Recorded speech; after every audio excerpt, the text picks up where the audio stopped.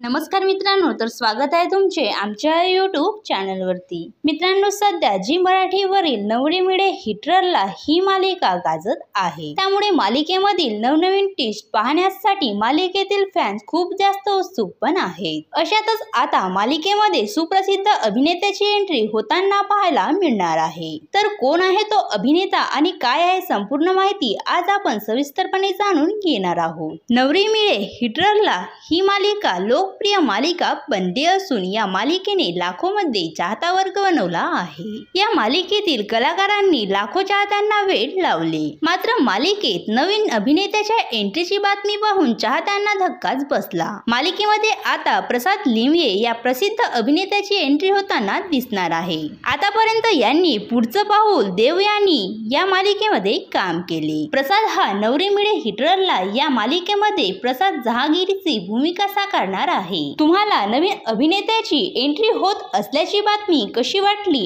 आणि नवरी मिळे हिटलरला ही मालिका तुम्हाला आवडते का हे आम्हाला कमेंट्स करून नक्की सांगावं। असेच नवनवीन व्हिडिओ पाहण्यासाठी आमच्या यूट्यूब चॅनलला सबस्क्राईब नक्की करा। धन्यवाद।